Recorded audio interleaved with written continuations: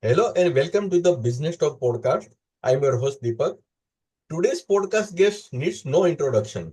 His contributions to the field of management, business, and strategy have had a profound impact on professionals around the world. We are honored to have him us today to share key insights from his book Mintzberg on Management, which he wrote in 1989, a work that continues to influence thinking in the field. Let's extend a warm welcome to the legendary Professor Henry Mintzberg, John Kellogg Professor of Management Studies and Academic Director of the International Masters for Health Leadership and the International Masters Program for Managers at McGill University, Canada. It's an honor to have him join us today for what promises to be an insightful and inspiring conversation. Born on September 2, 1939, Dr. Henry Mintzberg is celebrating his 85th birthday this year.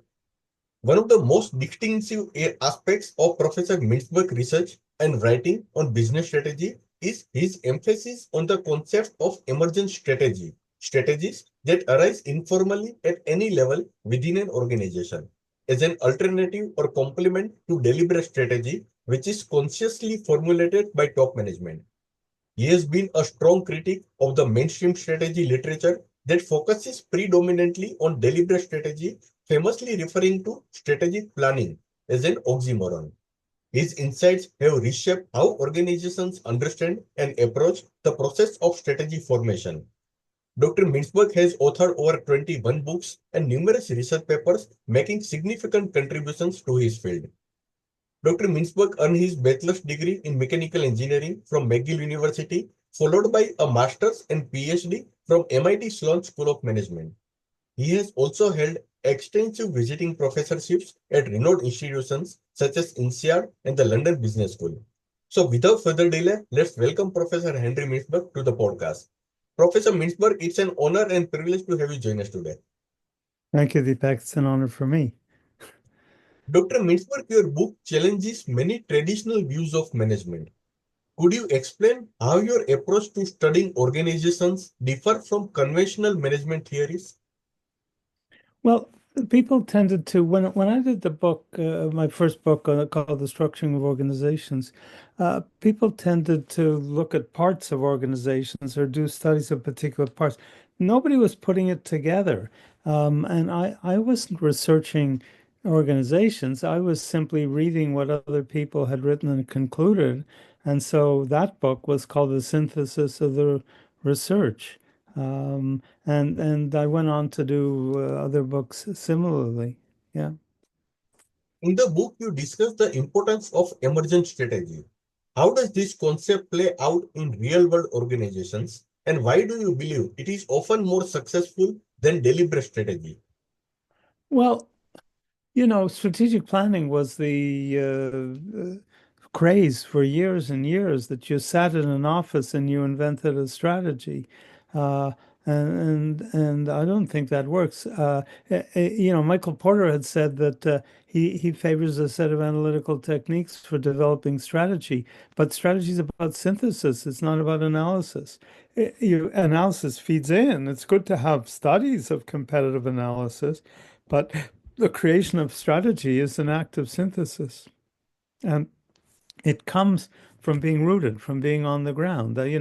IKEA, the furniture company, the furniture stores, strategy came because a worker tried to put a table in his car and it didn't fit. So he took the legs off, and then came the strategic moment. If we have to take the legs off, so do our customers. That's where strategies come from. They're not so so so the reason and if you trace interesting strategies, usually there's a story like that behind them. The last part of your question, um, they're more successful than deliberate strategies because they're more rooted in real needs. Professor, you have observed that strategy is not born in solitary contemplation, but rather emerges in the heat of battle. Can you elaborate on how this process unfolds in companies? Well, the story, let's pick up the IKEA story and push it a step farther. People get ideas in companies all the time. So some worker had an idea, that wow, we could be selling unassembled furniture. But IKEA had an entrepreneurial culture and an open culture that enabled that story to get through. You can imagine how many people in IKEA who were selling traditional furniture, how many people took legs off tables, put it in their cars, and forgot about it. So it was not only the insight, it was the ability for that to reach the people who could make a difference in that organization. You refer to strategic planning as an oxymoron in some of your writings. What do you mean by this? And how should companies approach strategy instead? Well, it's a bit the same question in a way. An oxymoron is an expression where two words contradict, like pretty ugly. Uh, Military intelligence, sometimes people say laughingly, but um, so strategic planning is an oxymoron in the sense that, as I said, you don't plan strategy, you learn strategy. And so that's how uh, that's kind of what's important about that. Yeah. You emphasize the importance of managers understanding their own work and navigating the pressures and dilemmas of their roles. How can manager develop this kind of self-awareness and why is it so crucial for success? Well, they can develop that by reading my books because you've got to be aware of. Look, since Henri Fayol in 2000, in 1916 and Gulick and Erwick in the mid 1930s, people thought that managers plan, organize, coordinate, and control. Well, if you think that's what your job is, then you act as if that's your job, and those are 4 words, 5 words for controlling. They're all words for controlling. Well, controlling is important in management, but there's a lot more to it than that. So you have to be exposed. So you better expose yourself to views and theories like my books that will open you up two different ways. It's a question of bringing in line what you think you do with what you actually do. And if there's a disaccord, you're always going home saying, my job is not working. If you think your job is to be interrupted a lot, because you're there for what goes wrong. If you think your job is interrupted a lot, if you think your job is speaking to all kinds of people and not just controlling subordinates, then you're going to act differently and you'll feel more comfortable about what you're doing. Dr. Mintzberg, you have broken down the role of a good manager into three core functions: interpersonal, informational, and decision making. Could you Yeah. discuss how a manager can balance these functions effectively in fast-paced business environment? Well, it's hard not to balance them. You can't leave out decision making. You can't leave out information processing. You can't leave out dealing with people and interpersonal activities. So it's a question of blending them together. In my later book called Simply Managing, in this book called Simply Managing, Yes. I I introduce a kind of different, not a different framework, but I elaborated a bit differently. Uh, by the way, I should ask you, there's a bar across my picture. I assume that's not, it says this meeting is being recorded. I assume your image is showing is not showing a black bar across. Yeah, yeah, Yeah, okay, yeah. because It's a I'll just put okay. Okay. yeah, It wanted me to say okay. yeah, All right. yeah. Professor, the book also touches on the role of power and politics within organizations. Yeah. How do these factors influence decision making, and what can managers do to navigate them effectively?